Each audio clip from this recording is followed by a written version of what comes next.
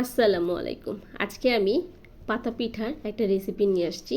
খুবই সুন্দর দেখতে, আর তৈরি করতে খুবই অল্প উপকরণ লাগে, আর বানাতেও বেশিক্ষণ সময় লাগে না। তাহলে চলুন দেখি এই সুন্দর পিঠাটা তৈরি করতে কি কি লাগে বা কিভাবে বানাতে হয়। তো প্রথমে আমি একটা বোলের মধ্যে 2 কাপ পরিমাণ ময়দা নিয়েছি। চাইলে ময়দার পরিবর্তে কিন্তু এখানে আটা দিয়েও এই পিঠাটা তৈরি করা যাবে। পরিমাণ মতো লবণ দিয়েছি, আর 1 টেবিল চামচ রান্না সয়াবিন তেল দিয়ে ময়দাটাকে একটুখানি মাখিয়ে নিয়েছি। এখন এখানে অল্প অল্প পানি দিয়ে আমি একটা শক্ত ডো তৈরি করে নিব। আর অবশ্যই চেষ্টা করবেন অল্প অল্প পানি দিয়ে ডোটা তৈরি করার জন্য। নরম হয়ে গেলে কিন্তু এই পিঠাটা বানাতে বেশি ভালো হয় না।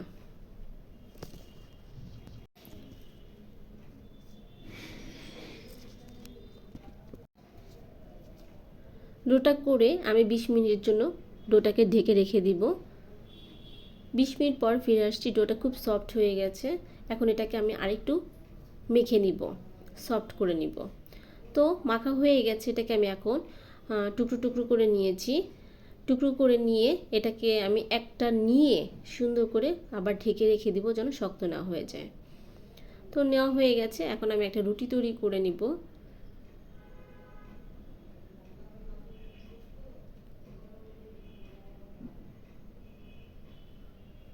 এই নাস্তাটি বানাতে কিন্তু খুবই অল্প উপকরণ লাগে, আর রুটিটা পাতলা করে তৈরি করে নিয়েছি।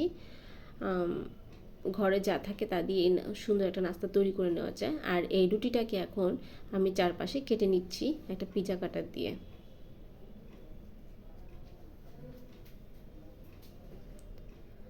আর এই সাইডের অংশগুলো কিন্তু ফেলে দিব না, এইগুলোকে আবার মেখে আবার রুটি তৈরি করে নেওয়া যাবে।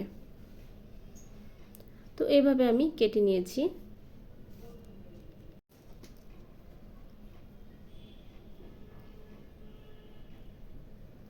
আর এই দুই পাশে আমি একটু ফাঁকা করে জায়গা রেখে নিব, পুরোটা কেটে ফেলবো না। তো এভাবে আমি এখন কেটে নিচ্ছি। খুবই সহজ এই পিঠাটা তৈরি করতে, আর খেতেও অসম্ভব মজা। তো চাইলেই কিন্তু আপনারা যখন খুশি তখন ঘরে থাকা উপকরণ দিয়েই এই পিঠাটা বা এই নাস্তাটা তৈরি করে নিতে পারেন। খুবই সহজ। আর সাইডে যে এই যে ফাঁকা জায়গাটা রেখেছিলাম এটার মধ্যে পানি লাগিয়ে নিতে পারেন, আর না হলে আমার মতো এভাবে চেপে চেপে লাগিয়ে দিতে পারেন। তো আমি আরেকটা ভাঁজ করে এটাকেও লাগিয়ে নিচ্ছি চেপে চেপে। আলতো হাতে এটাকে একটু টেনে নিচ্ছি, টেনে একটু লম্বা করে নিলাম, আর সাইডের অংশগুলোকে একটুখানি এভাবে চেপে চেপে লাগিয়ে দিচ্ছি। এইভাবে ফাঁকা করে একটা প্যান দিয়ে নিব। খুবই সহজ, দেখেন হয়ে গেল কিন্তু খুবই সহজে। খুবই সুন্দর একটা পিঠা। তো এভাবে বানিয়ে কিন্তু আপনারা নিতে পারেন। আর সাইডের অংশটা কেটে সুন্দর করে দিচ্ছি, বাড়তি অংশটা।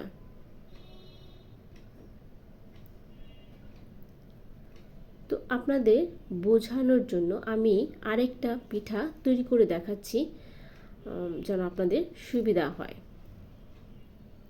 তো এভাবে মাঝখানে একটু এভাবে দাগ কেটে বা কেটে নিতে পারেন। এভাবে 4টা বা 5টা করে এভাবে দাগ কেটে দিতে পারেন, সুবিধা হবে। আপনাদের যেইটা সুবিধা হবে বা যেইভাবে সুবিধা হবে সেভাবেই আপনারা কেটে নিতে পারেন। খুবই সহজ, এটা কিন্তু কঠিন কোনো কিছু না।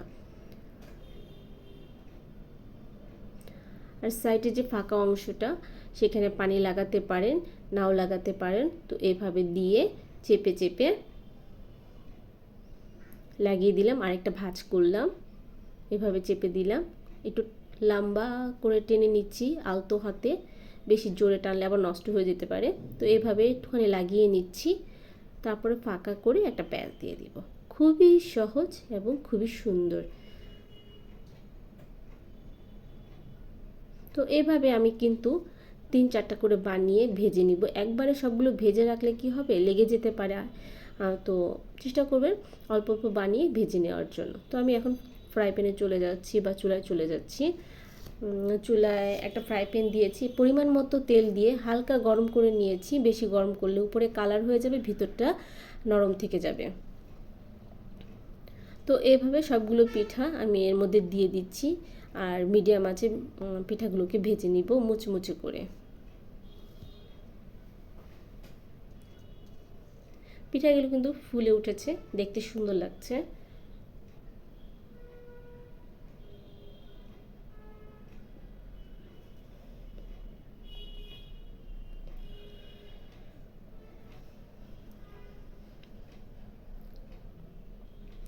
তো এইভাবে ভেজে আমি গোল্ডেন কালার করে নিচ্ছি। এই তো পিঠাগুলো কিন্তু আমার গোল্ডেন কালার করা হয়ে গেছে, দেখেই বুঝতে পারছেন। এখন এই পিঠাগুলোকে আমি চালনির মধ্যে উঠিয়ে নিচ্ছি, বাড়তি তেলটা যেন ঝরে যায়।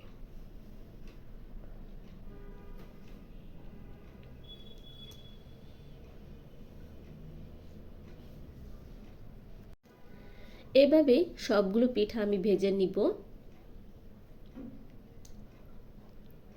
আমি একটা কিচেন টিস্যুর মধ্যে তুলে রাখছি বাড়তি তেলটা ঝরে যাওয়ার জন্য।